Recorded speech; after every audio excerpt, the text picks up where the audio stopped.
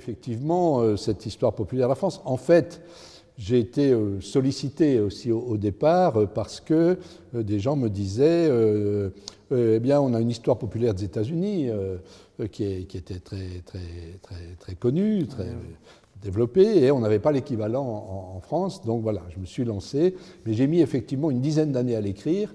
Parce que, donc, par rapport à celle de Howard Zinn, Howard Zinn l'avait écrit, je dirais, à une période où on avait encore un certain optimisme par rapport aux transformations de la société, et que moi, 20 ans après, eh bien, j'étais dans un contexte qui plutôt nous incitait au pessimisme. Donc, et puis l'autre aspect, c'est que, comment dirais-je, l'histoire populaire des États-Unis de Howard Zinn, c'est vraiment une histoire d'en bas, pour promouvoir les gens d'en bas, comme on dit. C'est une histoire des classes populaires, dans une grande diversité. Alors que moi, le populaire, c'est une relation de pouvoir. C'est-à-dire, il me semble qu'on ne peut pas comprendre vraiment le populaire si on l'isole des classes privilégiées.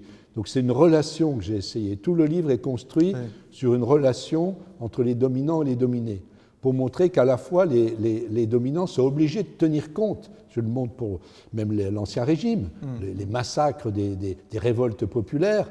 Il y a quand même une réflexion qui se fait au sein des élites, du pouvoir royal, en se disant on ne peut plus continuer comme ça, parce que voilà.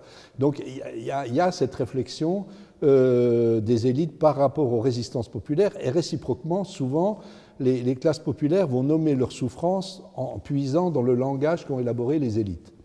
C'est ça, moi, qui m'a vraiment intéressé. Et donc, l'ouvrage est construit autour de cette problématique-là, que j'adapte évidemment aux contextes différents selon les époques, en partant du principe que c'est l'État qui a joué un rôle fondamental dans ce qu'on appelle la France. Donc, pour moi, je ne remonte pas aux Gaulois, je remonte à l'époque de Jeanne d'Arc, puisque c'est à ce moment-là que l'impôt royal, l'impôt qui est la taille, on appelait ça la taille, l'impôt régulier imposé par l'État royal se met en place. Et donc pour moi, on peut considérer ça comme le ou un début de l'histoire de France entendue comme État-nation.